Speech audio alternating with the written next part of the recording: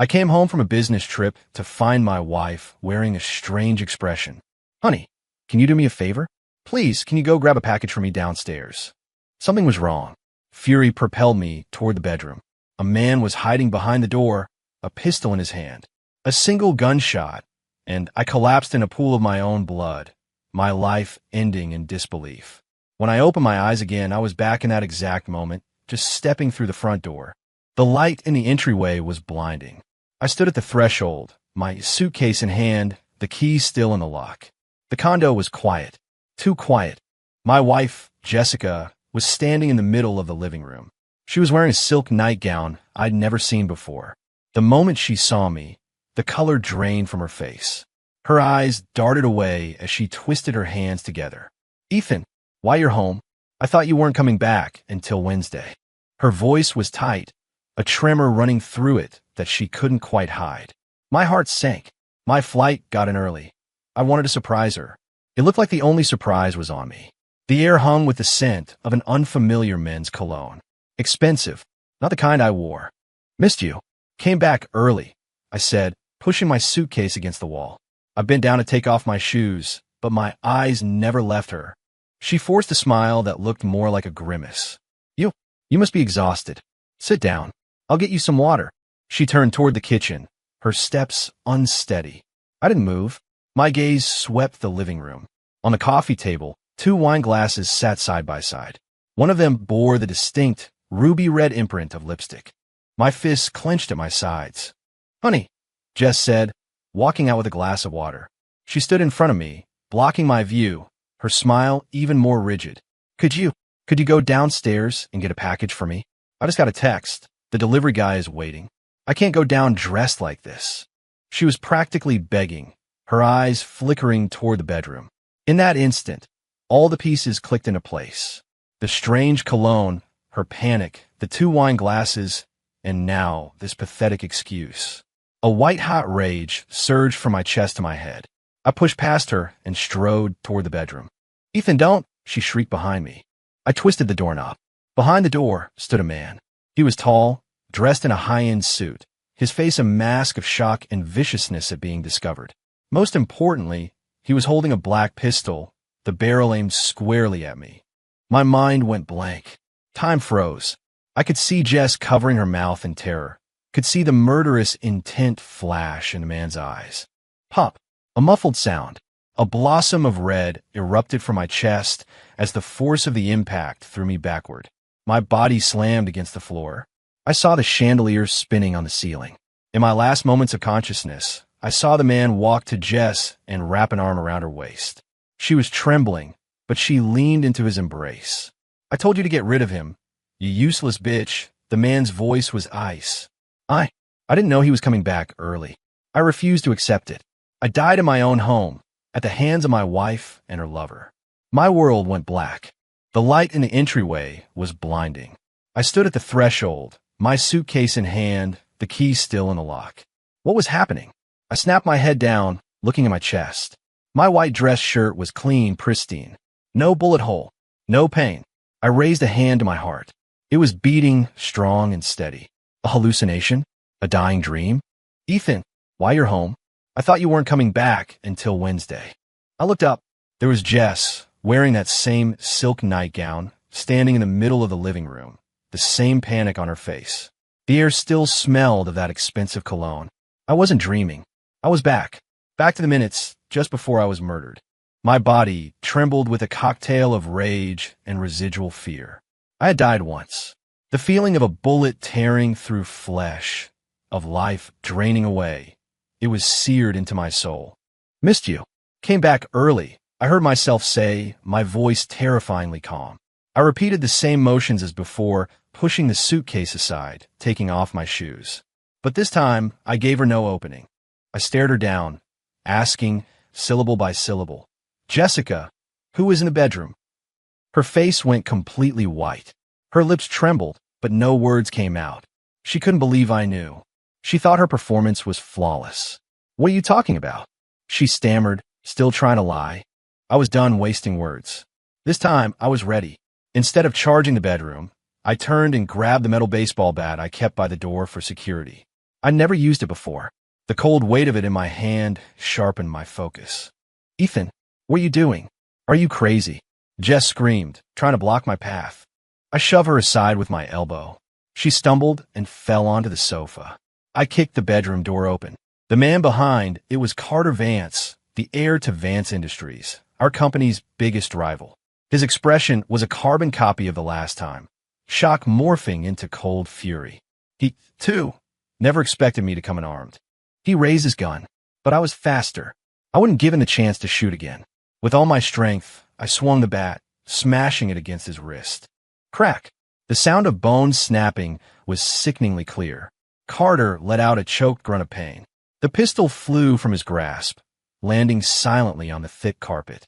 He clutched his mangled wrist, his forehead instantly beaded with sweat as he glared at me. Hayes, you son of a bitch, you're dead. I didn't pause. The second swing connected squarely with his kneecap. Thump! His leg gave out, and he collapsed, kneeling on the floor. I walked over, planted my foot on his face, grinding him into the carpet, and then picked up the gun. It felt heavy and cold, radiating death. I clicked off the safety and pressed a muzzle to his head. Through it all, I was unervingly calm. Maybe dying once gave you a certain kind of courage. Why? I asked, my voice hoarse. Pinned beneath my foot, his face twisted with humiliation and rage. Go on, pull the trigger. You got the guts? You pathetic loser. Ethan, no. Jess scrambled over, grabbing my leg. Don't do this. It's murder. Please put the gun down. She was sobbing, a perfect picture of a concerned wife. The sight of her hypocritical face made me sick. Murder? Where was your concern when he was pointing this thing at me? I kick her away. He made me do it. He forced me. Honey, you have to believe me, she babbled. I laughed, a hollow, bitter sound. Forced her? Forced her into a lingerie nightgown? Forced her to pour 2 glasses of wine? Carter sneered from the floor. Hayes, who do you think you are? Your wife's been with me for months. She's sick of you being broke, a nobody who can't give her what she wants. We've been planning to get rid of you for a while. That $2 million life insurance policy you have, that's your death warrant. $2 million. Life insurance. My head swam. Last month, Jess had insisted I take out a bigger policy, with her as the sole beneficiary. I thought she was just being caring, worried about me traveling so much. All this time, they had been planning my murder. An invisible hand squeezed my heart, the pain so sharp I could barely breathe. I looked at Jess. She avoided my gaze, her face as white as a sheet. Her silence was a confession. I closed my eyes. Rage, betrayal, heartbreak. The emotions swirled together, threatening to tear me apart. Police sirens wailed in the distance, growing closer. A neighbor must have heard the commotion and called 911. Hearing the sirens, Carter's face twisted into a triumphant sneer. The cops are here, Hayes. Who do you think they're going to believe? The victim of a home invasion, or the maniac who broke my arm and leg? You're finished. My stomach dropped. He was right. The gun was in my hand. He was injured. Jess would lie, say I came home and attacked him in a jealous rage. I'd be charged with aggravated assault, maybe even attempted murder. They would be the perfect victims. Urgent knocking echoed from the front door. Chicago PD. Open up. Both Jess and Carter were smiling now. They thought they had won. I looked at them and slowly raised the gun. Not at them, at my own temple. As they stared in horror, I pulled the trigger. If I couldn't get justice, I'd take another chance. Pop. The light in the entryway was blinding. I stood at the threshold, my suitcase in hand. The third time, my muscles still held the memory of pulling the trigger. I took a deep breath, forcing myself to be calm. Rage wasn't the answer. Acting on impulse would only dig me a deeper grave. The second loop proved that even if I overpowered Carter, I would lose in the eyes of the law. They would paint me as a violent monster. I couldn't do that again. I wanted revenge, but it had to be perfect. I would destroy them, make them pay a price far worse than death. Ethan, why you're home? Jess's voice, a perfect, punctual chime of doom. I looked up at her familiar face. We had been married for 3 years. I once thought she was the person who loved me most in the world. Now, the sight of her churned my stomach. Flight was early, I replied flatly, walking inside and setting my suitcase down. This time, I ignored the wine glasses on the table, ignored the cloying scent of cologne. I walked straight to the sofa and sat down, leaning back like I was exhausted from my trip. "So tired," I said. "I don't want to move." Jess froze. My reaction was completely outside her script. No surprise, no hug, not even a question. She stood there, unsure what to do. Honey," she finally managed, sticking to her lines. "Can you go downstairs and get a package for me? The delivery guy is waiting."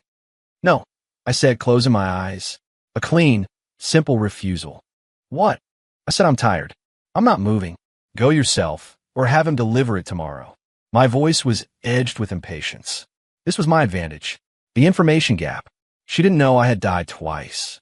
She didn't know I was aware of her armed lover hiding in our bedroom. She just thought I was in a bad mood or truly exhausted. Her plan was derailed. But I really need it. It's urgent," she pleaded, her voice taking on a desperate, whiny edge. "Then let him wait," I said, rolling over to face the back of the sofa. A dead silence fell over the living room. I could feel her anxious gaze burning into my back. She was scrambling, trying to figure out a new plan. Carter, in the bedroom, must have been getting antsy. The seconds ticked by, a silent battle of wills. After about 5 minutes, I heard her on the phone, her voice a hushed whisper. "Hey, he's back. Yeah, he won't go downstairs. I don't know what to do. Stop rushing me." Her voice was laced with panic and frustration. After hanging up, she came over and gently shook my shoulder. "Honey, are you mad at me? Did I do something wrong?" She was trying to play the sympathy card, her voice dripping with artificial sweetness. I nearly gagged. I ignored her. A few more minutes passed. Then I heard it, a faint footstep from the bedroom. Carter couldn't wait any longer. He was coming out. I remained facing away from them, but every muscle in my body tensed. My ears strained, catching every subtle sound. The footsteps paused at the bedroom door. Then I heard Jess gasp. "What are you doing out here?" "Get back inside," she hissed. "I can't wait all night. If he doesn't go down soon, it'll be dark." Carter's voice, low and confident. "Watch me." He thought I was asleep. He thought he could just tiptoe past me and out the front door. A fatal miscalculation. The footsteps grew closer. 1 step, 2, just as he passed the sofa, nearing the entryway. I exploded off the couch, spinning around and slamming my foot into the small of his back. I put every ounce of my strength into that kick. Carter was completely blindsided. He flew forward like a rag doll, crashing into the shoe rack by the door. Crash! Decorative items rained down on the floor. He never even had a chance to reach for his gun. I gave him no time to recover. I leaped onto his back, driving my elbow down hard onto the back of his neck. He let out a muffled groan and went limp. I didn't know or care if he was unconscious or dead. I stood up and turned to face Jess. She was slumped on the floor, staring at me in absolute terror, as if I were a demon. You knew," she finally choked out. "What do you think?" I said, walking toward her, each step landing like a hammer blow on her heart. "Let me get you a glass of water," I said.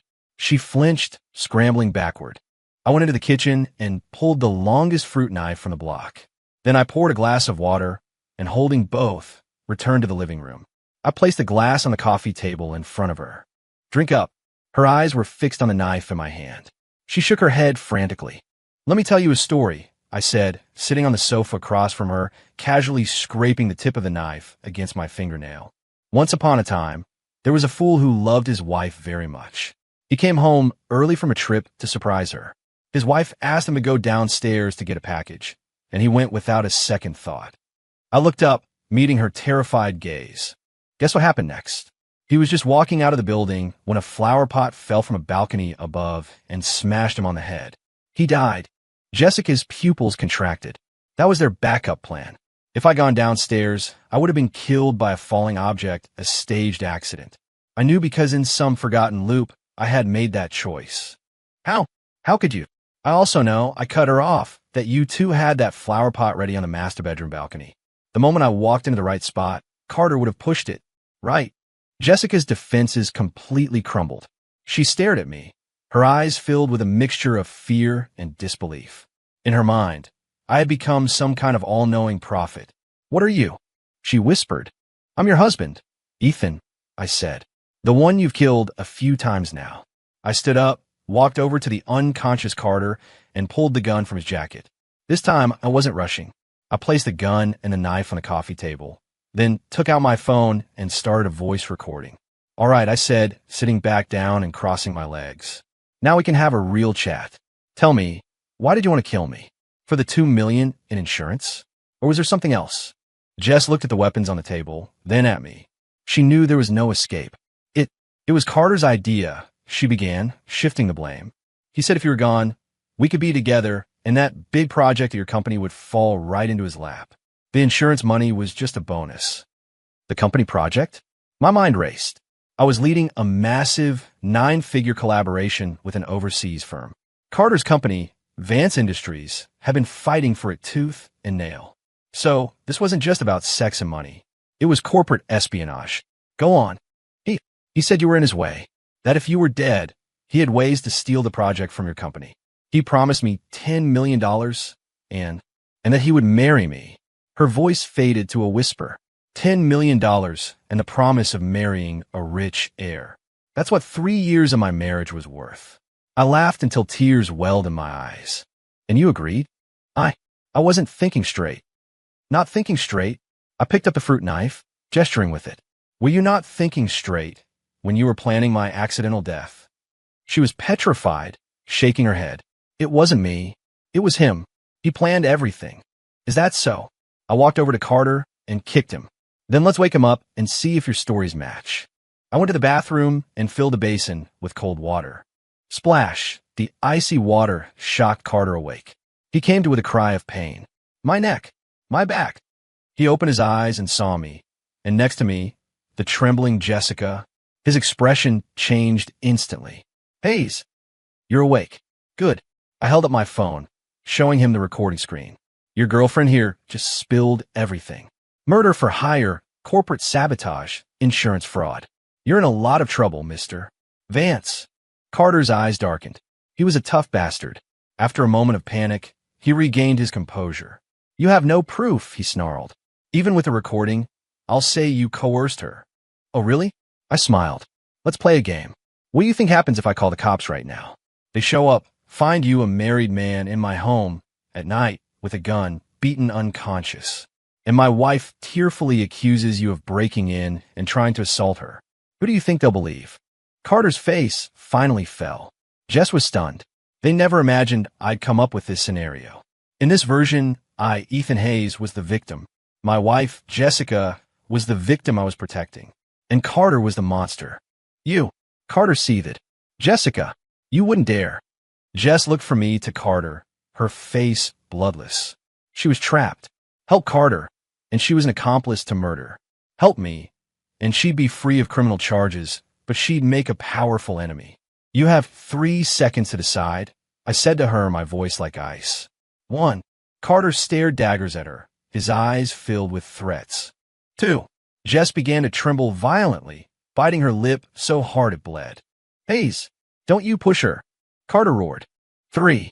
The word had barely left my lips when Jess threw herself at my feet, grabbing my leg and bursting into theatrical sobs. "Ethan, I'm so sorry. He made me do it. He was threatening me with our family's finances. He said if I didn't help him, he'd ruin your company and leave you with nothing. I did it all for you." A truly award-winning performance. Carter's eyes turned bloodshot. He looked at her like a betrayed animal. "You bitch. You're playing me. See?" I looked down at Carter. "This is the woman you chose.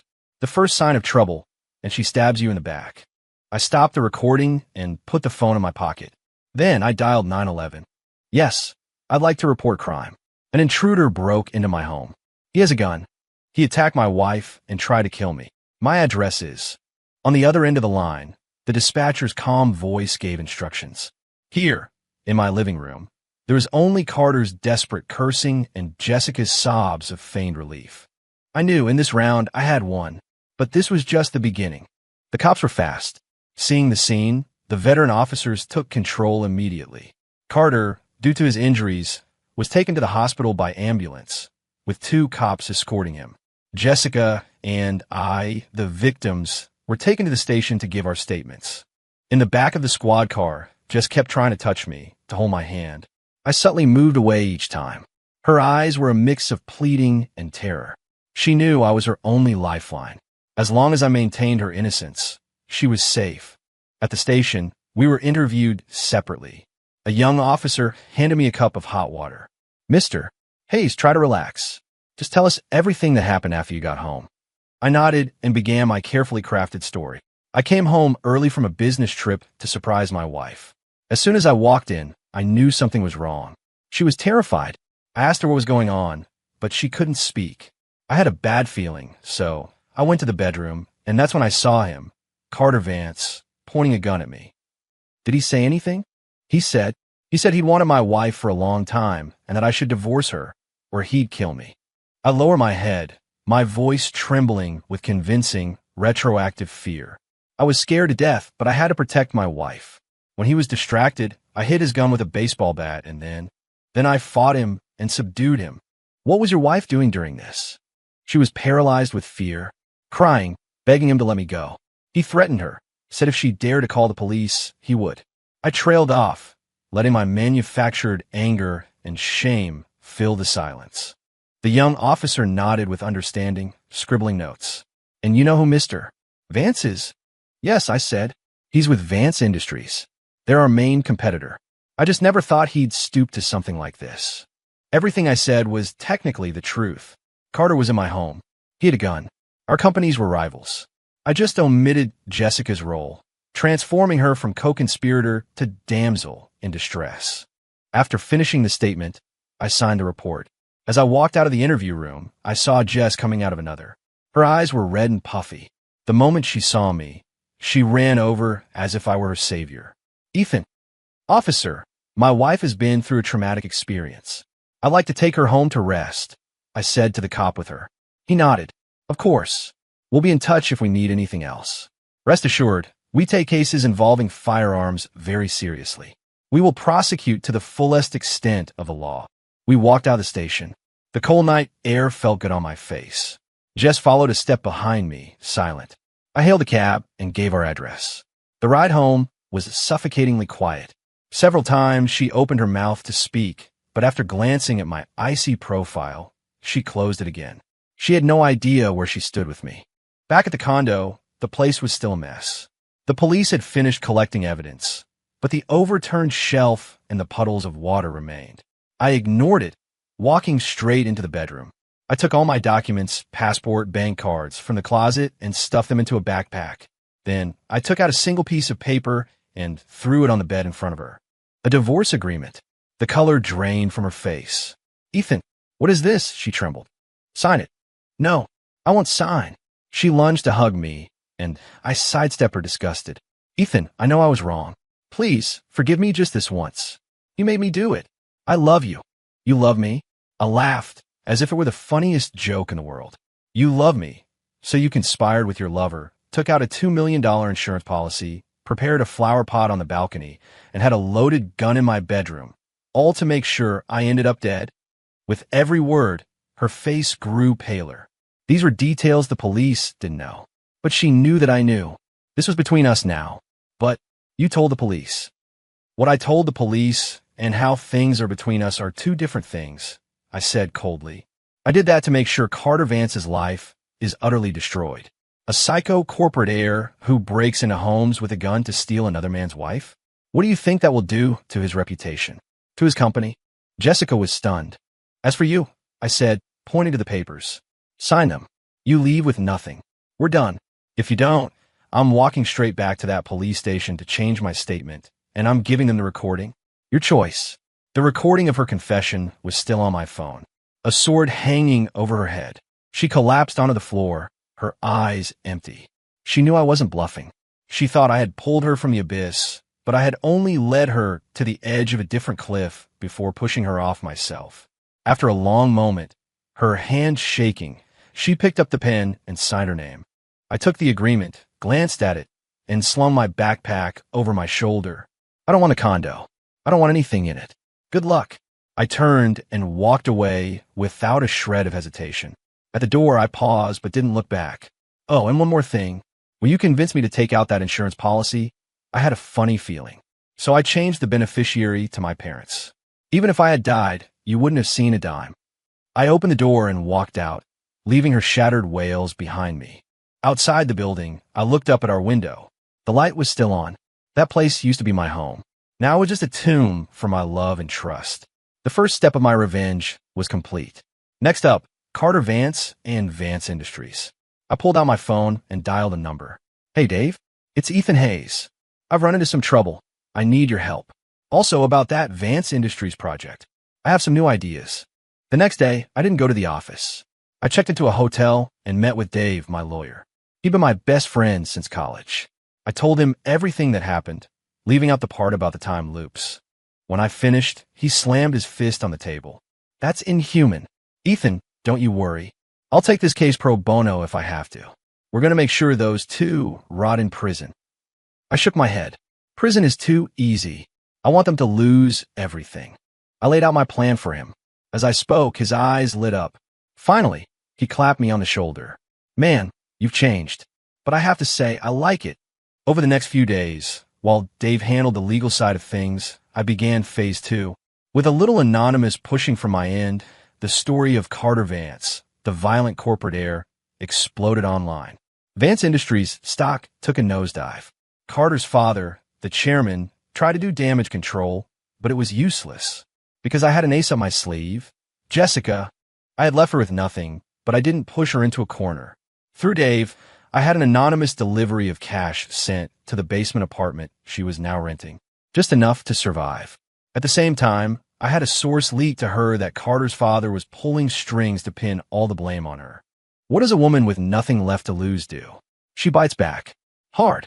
Sure enough, during her next interview with the police, Jessica had a complete breakdown. She tearfully recanted parts of her story, detailing how Carter had manipulated and threatened her. She even produced old text messages from him, full of controlling and violent language. It was another nail in his coffin. Meanwhile, I used the time to re-examine the overseas project. Carter wanted it badly, which meant there was more to it than met the eye. Using my knowledge of the deal and scraps of conversation I'd overheard in the loops, I found the truth. On the surface, it was a green energy venture. But buried in the fine print was exclusive access to a rare earth mineral, a key component for manufacturing next-generation semiconductors. Vance Industries have been secretly trying to break into the semiconductor market for years. Their goal wasn't just the project. It was to control the supply chain. The realization sent a chill down my spine. If they had succeeded, it would have been a catastrophic blow not just to my company, but to the entire domestic tech industry. I couldn't let that happen. I compiled a detailed report with all the evidence I could find and sent it via an encrypted email to my company's board of directors and to a contact I had in the Department of Homeland Security. This was bigger than corporate rivalry. This was a matter of national security. When it was all done, I felt hollowed out. I lay on the hotel bed, staring at the ceiling. For days, I've been a machine, calculating, planning, striking. I hadn't even had time to grieve. Now, in the dead of night, the pain of betrayal washed over me, a tidal wave threatening to drown me. I scrolled through the old photos of me and Jess on my phone, her smiling, leaning against me, looking at me like I was her whole world. All of it a lie. One by one, I deleted them, erasing our past. I stopped at the last one, our wedding photo. I was grinning like an idiot. I stared at it for a long time, then hit delete. Goodbye, Ethan. The naive, trusting fool was dead. The man who survived was a ghost who had crawled his way back from hell. My phone rang, a blocked number. I hesitated, then answered. Hello. A synthesized voice, impossible to tell if it was male or female, came through the speaker. Well done. Faster than we anticipated. A jolt went through me. My grip on the phone tightened. Who is this? Who I am isn't important, the voice said. What's important is that you've passed the initiation. Initiation? My mind flashed back to the end of the third loop. After I called 911, my phone had vibrated. I thought I'd imagined it. What do you mean? The time loops. That was you. A reasonable assumption, the voice said, devoid of emotion. You are not the first, and you won't be the last. We chose you. We gave you a chance to rewrite your fate. You took it. Who are you people? What do you want? You'll know when the time is right, the voice said. Vance and your wife were just a pebble in your path. Your real challenges are yet to come. Stay alive. Cleaner. Cleaner. The line went dead. I stood there, Phone in hand, my head spinning. Cleaner. Initiation. My rebirth, the loops, none of it was an accident. Some secret organization was pulling the strings. They had chosen me, given me a code name. The world was infinitely more complex than I had ever imagined. Looking out at the glittering city lights, I felt, for the first time, that my life was just beginning. The next few weeks were quiet.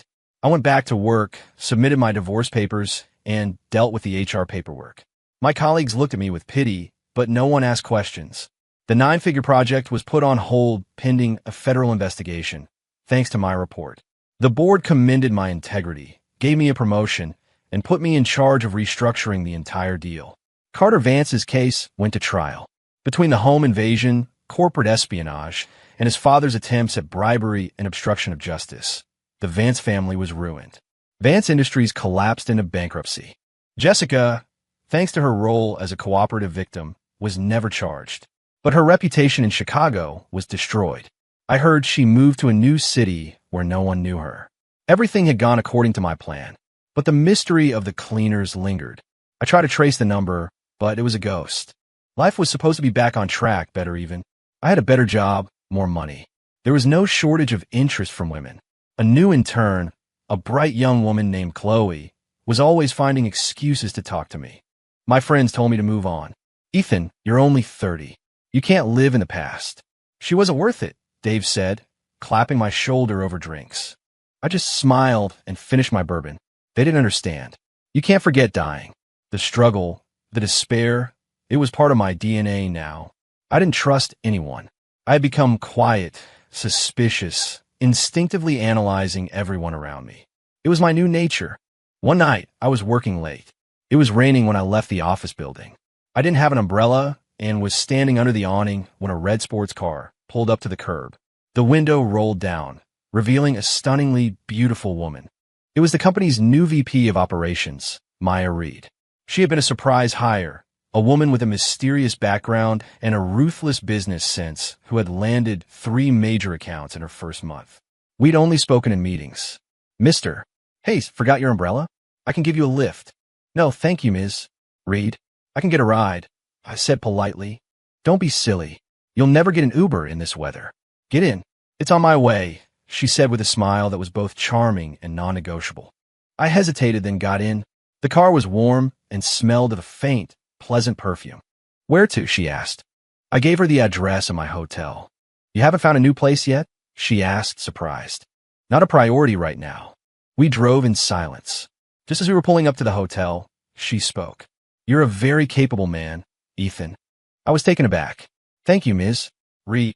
But she said, her tone shifting, you're wound too tight, like a drawn bowstring. It must be exhausting. My heart skipped a beat. I looked at her, really looked at her. Her eyes were deep, as if she could see right through me. I'm not sure what I mean, I said, my voice neutral. She smiled and reached into the glove compartment, pulling out a black folder. She handed it to me. Take a look. I opened it. The first page was a photo of me, with a dossier so detailed it included my grade school report cards. My blood ran cold. I flipped the page. A file on Jessica, then Carter, then a copy of the Vance Industries semiconductor plan, more detailed than the one I had put together. My hand started to shake. I kept flipping. It was a complete record of the last few weeks. Every call I made, every meeting with Dave, every anonymous tip I leaked. It even documented the cash I'd sent to Jessica. It was all there, as if I'd been under 24/7 surveillance. I snapped the folder shut and stared at her. Who are you? Maya turned off the engine. The rain drummed against the roof. I'm like you, she said. What? She turned to face me, and in her eyes, I recognized something familiar. The look of a fellow survivor. The cold, sharp edge that only comes from having been through hell. I'm a cleaner, too. She reached up and pulled a silver chain from under her shirt. The pendant was a strange symbol, like a burning hourglass. Welcome to the team, Ethan. My mind went blank. The cleaners. Maya. This woman was part of the same secret organization. Why me? I finally asked. Because you're ruthless and you're smart, she said. You were in an impossible situation, and you didn't just survive. You executed a textbook counteroffensive. Your evaluation report was S-class. S-class. That phone call. Was it you? No, that was a handler, Maya said. Every new operative gets a call after their first mission. It's your ticket in. Mission? I frowned. That wasn't a mission. It was revenge. For us, there's no difference, she said flatly. The world is full of garbage like Carter Vance, hiding in the shadows, using their power and money to do whatever they want. Our job is to take out the trash. Take out the trash. Cleaners. It all made sense now.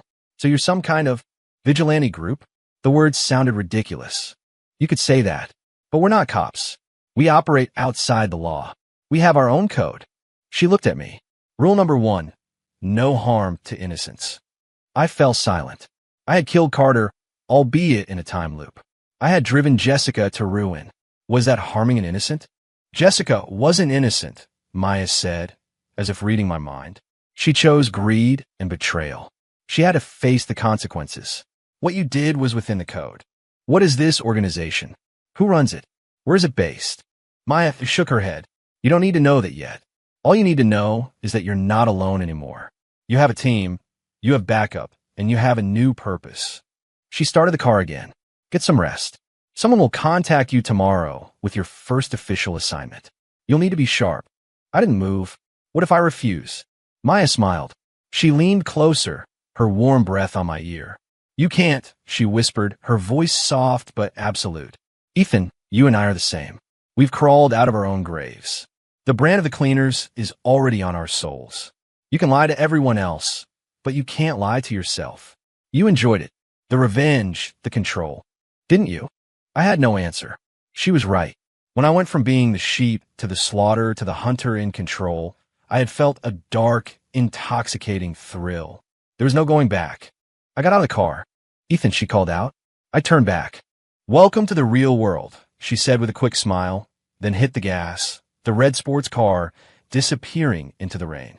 I stood there in the cold. The real world? My whole life up to this point had been a lie. My first assignment came the next day via an encrypted app. The sender's code name, Handler.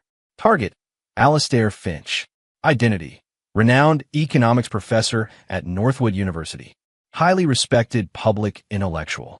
Crime, long-term abuse of power, psychological and sexual assault of female students. At least 3 victims have developed severe depression. 1 attempted suicide.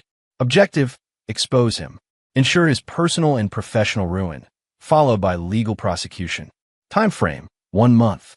Note, target is extremely cautious and has strong counter-surveillance skills. No direct evidence has ever been recovered.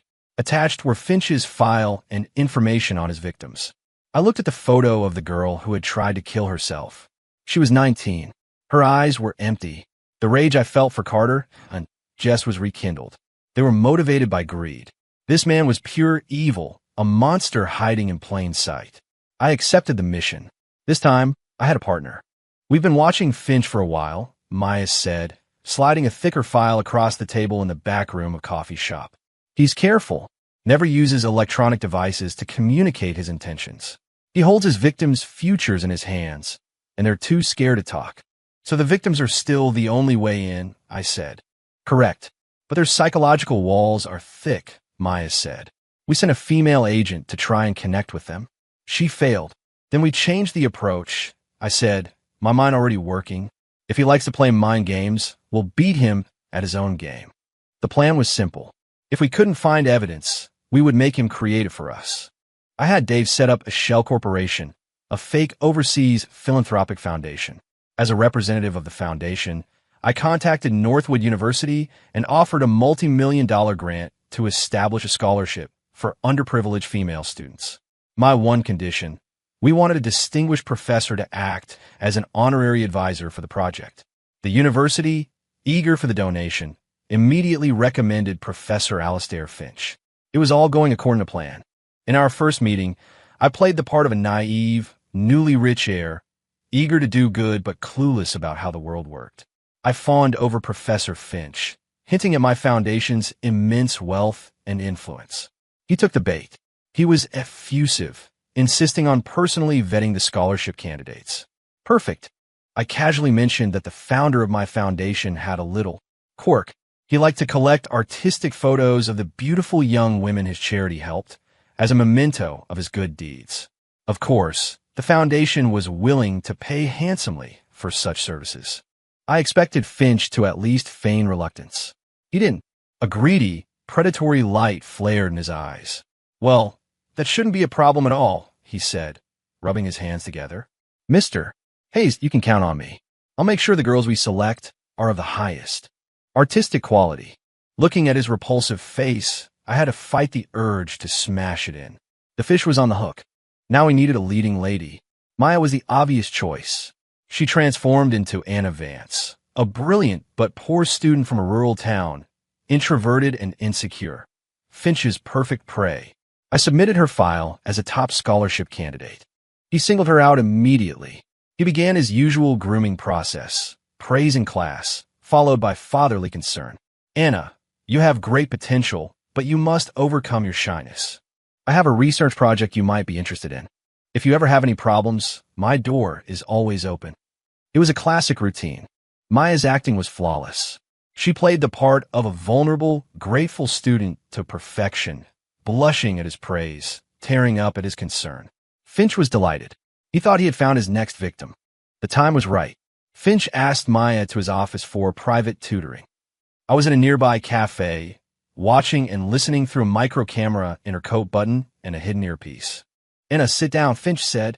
His office was tastefully decorated, a scholar's sanctuary, a butcher's shop in disguise. Maya sat down nervously. He poured her a glass of water and sat next to her, too close. "Anna, your paper was excellent, but it needs a little polishing," he began, putting his hand on her shoulder. Maya flinched and pulled away slightly. He pressed on, his hand sliding down to hold hers. "Don't be nervous, Anna. I only want to help you. Good grades aren't enough in this world. You need connections. If you listen to me, I can guarantee you a bright future." I heard Maya's voice through the earpiece, trembling and laced with tears. "Professor, what are you doing?" "Silly girl," he chuckled, leaning in to kiss her. "Showtime." I pressed a button on my phone. Finch's office door burst open. I stood there, flanked by two large bodyguards, my face a mask of shock and outrage. Finch leaped up, terrified. Maya ran behind me, sobbing, "Mr. Hayes, I don't know." He looked from me to my bodyguards, his face pale. "Mr. Hayes, this is a misunderstanding." "A misunderstanding?" I sneered. "I saw you with my own eyes. I trusted you with this project, with these girls, and this is how you repay that trust." "No, she seduced me. It was her," he shrieked, pointing a shaking finger at Maya. "Enough," I yelled. "I thought you just had a weird hobby, but you're a monster. You've disappointed me, Professor." I turned to my men. "Please escort the professor to the car. I'd like to have a little chat with him." They grabbed him. "What are you doing?" "Let me go. This is university property. I'll call the police." "Police?" I walked up to him and patted his cheek. "Go ahead. Who will they believe? You or me and my traumatized student?" "Oh, and by the way, I have a video of that little misunderstanding." I held up my phone. The color drained from his face. He knew he was finished. He was dragged away like a sack of garbage. Maya stepped out from behind me, her expression turning neutral. "Nice acting," I said. "You too," she replied, raising an eyebrow. "So what kind of chat did you have in mind?" "The kind where he gives us the originals of all his artwork," I said with a grim smile. I knew a man like Finch would keep trophies of his conquests. It was his weakness, and it would be his undoing. In an abandoned warehouse on the outskirts of the city, Finch was tied to a chair, gagged and terrified. I sat across from him, slowly polishing a scalpel. "Professor, relax," I said, holding the blade up for him to see. "I'm a civilized man. We're just going to play a little game." I pulled the gag from his mouth. "I ask, you answer. If you answer incorrectly," I drew the blade lightly across his cheek, leaving a thin red line. Well, things might get messy. He was shaking so hard he wet himself. "What do you want? Money? I'll give you all my money." "I'm not interested in your dirty money," I said. "I want your collection of art." His face fell. I don't know what you're talking about." "I see." I sighed, picking up his left hand and placing the tip of the scalpel on his little finger. "I'll ask one more time.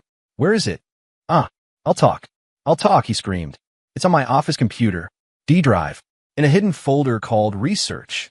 The password is my birthday." I nodded to one of my bodyguards, a tech specialist from the organization codenamed Ghost.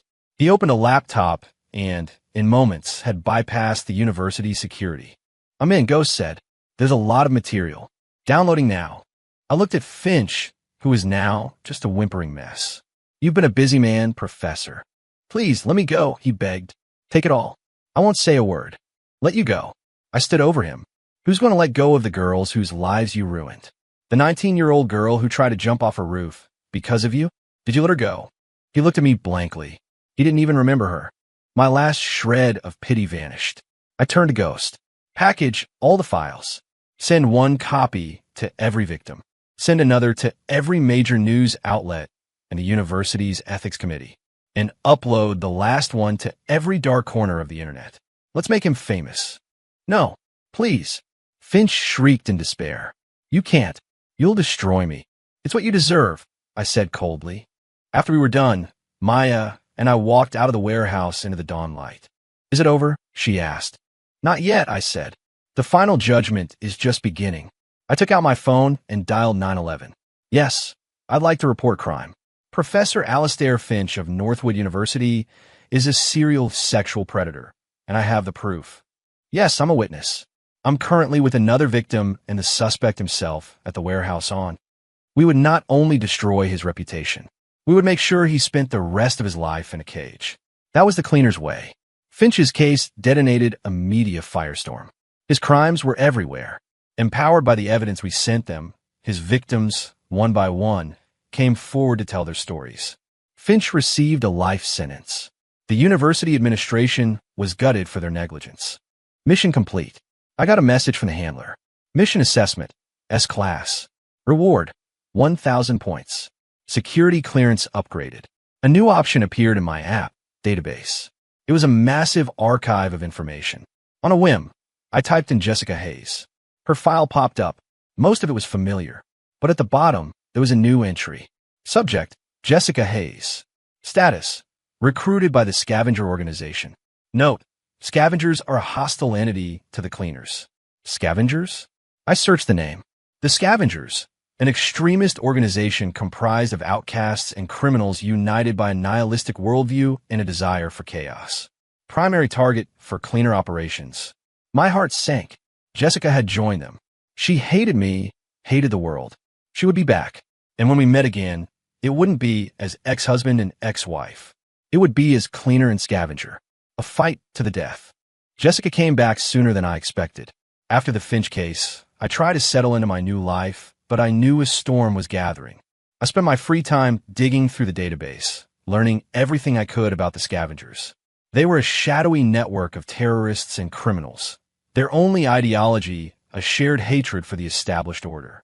And Jessica, smart, beautiful, and intimately knowledgeable about me, was a valuable asset to them. One day, Dave burst into my office, his face pale. "Ethan, something's happened." He was holding a newspaper. The headline was stark. "Disgraced chairman of Vance Industries dead in apparent prison suicide." My eyes narrowed. Carter's father was many things, but suicidal wasn't one of them. "What happened?" "They're saying it was depression," Dave said. "But the rumor is someone on the inside got to him." A knot formed in my stomach. That afternoon, an alert came through from the organization. Warning, scavenger activity detected. Target linked to Vance Industries case. Operative codenamed Magpie is active in Chicago. Magpie, a bird that steals shiny things. It was Jessica.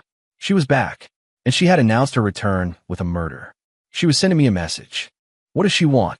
I asked Maya. We were at a cleaner's safe house, a converted boxing gym. Revenge, Maya said, landing a series of brutal punches on a heavy bag. On you. On everyone she blames for her downfall. Carter's dad was just the first. Who's next? Take a guess, she said. A name flashed in my mind. Dave, my friend, the one who had helped me put her and Carter away. If she wanted to hurt me, she would go after the people I cared about. I called him immediately. It rang for a long time before he picked up. Ethan, what's up? His voice was loud, music blasting in the background. Where are you? I demanded. At Noir, this bar downtown. Meeting some people. Why? Want to join. Noir, one of the seediest places in the city. Is there a very beautiful woman with you? Hey, how do you know? He laughed. Just met her. Name's Anna. Total knockout. Says she's a fan of my work, saw the press about the Vance case. My blood ran cold. Anna. Jessica's middle name. Get out of there, Dave. Right now. I yelled into the phone. What? Why are you? His voice was cut off by a woman's scream, the sound of shattering glass, and then the line went dead. I tried calling back. No answer. Damn it. I slammed my fist against a brick wall. Let's go. Maya was already changed, tossing me a set of keys. Ghost has a lock on his phone. It's in the alley behind the bar. We have to get there before they move him. I pushed the car to its limit, weaving through the city streets, my mind a blank panic. Dave couldn't get hurt. Not because of me. When we got to the alley, it was already swarming with cops. I pushed through the crowd. A black van stood with its doors open. On the pavement was a pool of blood and a shattered cell phone. Dave's phone. A cop was talking to a bouncer. Heard a scream, came out, saw some guys dragging a drunk dude into the van. It was too fast, didn't get the plates. I stumbled, and Maya caught me. Stay calm, she said. Ghost is hacking the city's traffic cams. They can't have gotten far. I took a breath. She was right. Panic wouldn't help. Jessica hadn't killed him. Not yet. She was using him as bait. All I had to do was wait for her call. And then I would finish this.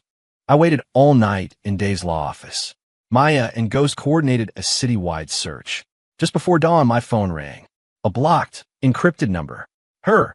I answered, putting it on speaker so Ghost could trace the signal. Ethan. Long time no see. Jessica's voice, laced with a venomous sweetness. You seem to be doing well for yourself. The big promotion. A real success story. Jessica, I said, my voice level. Let Dave go. This is between you and me. She laughed, a high, unhinged sound. Between you and me?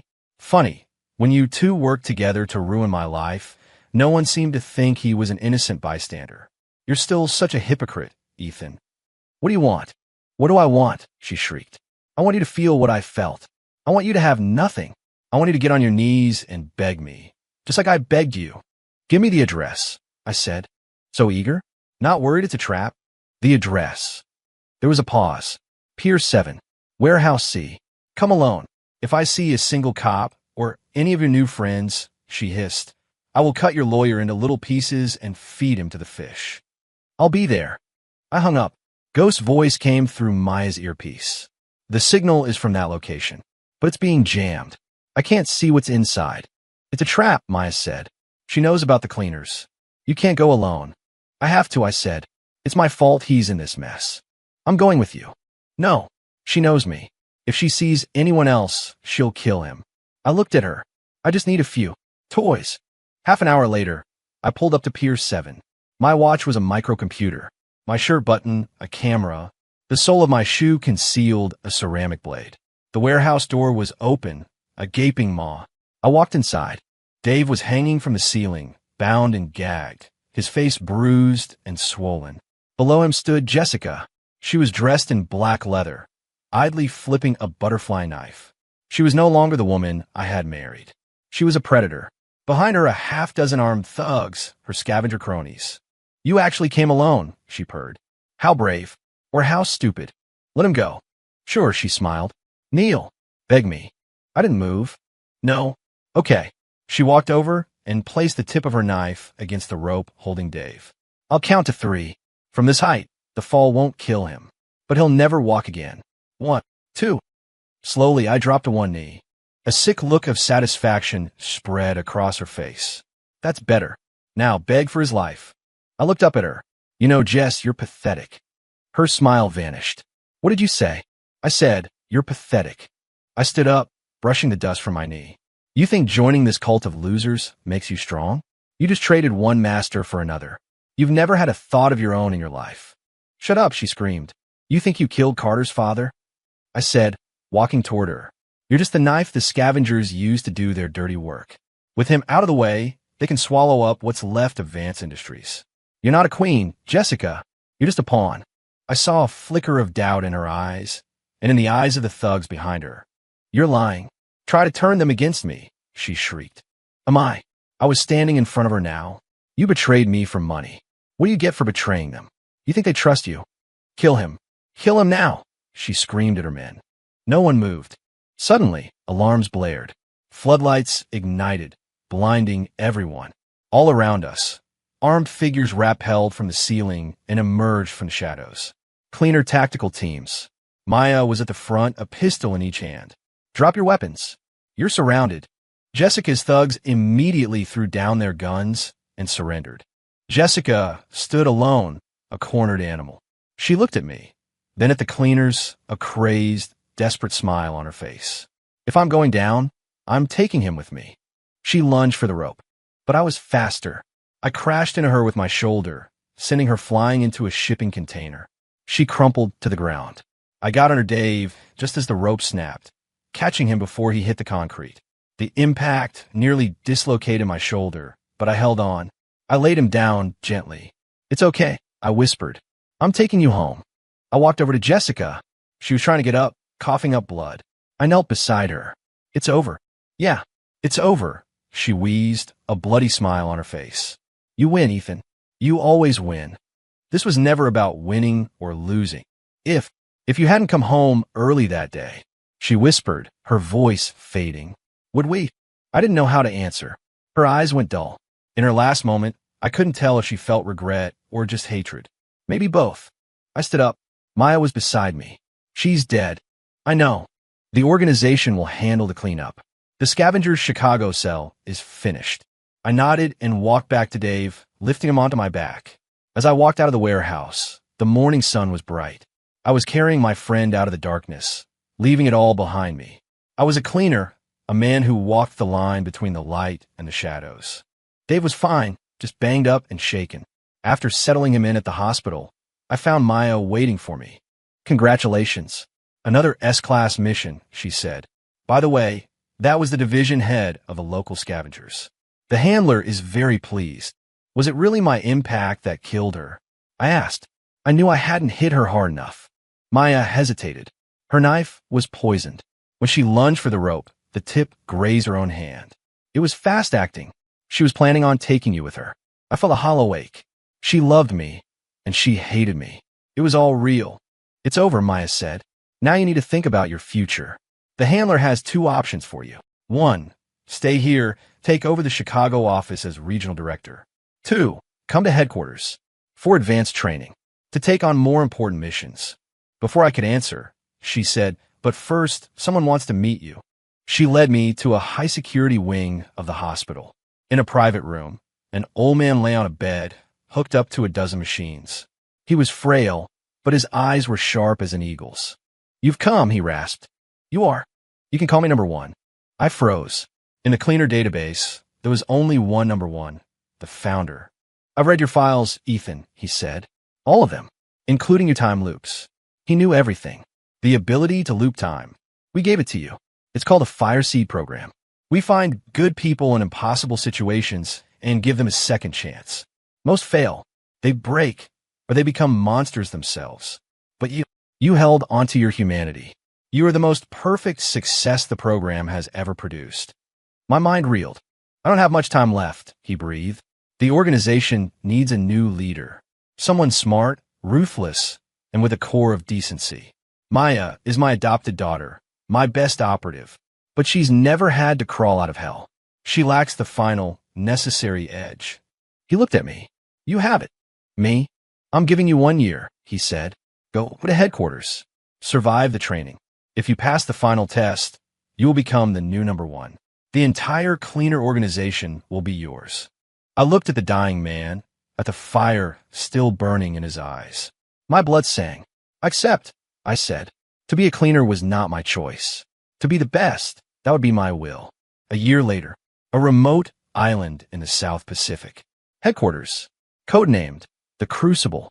I stood on a cliff's edge, my bare torso a roadmap of scars. The training had been inhuman.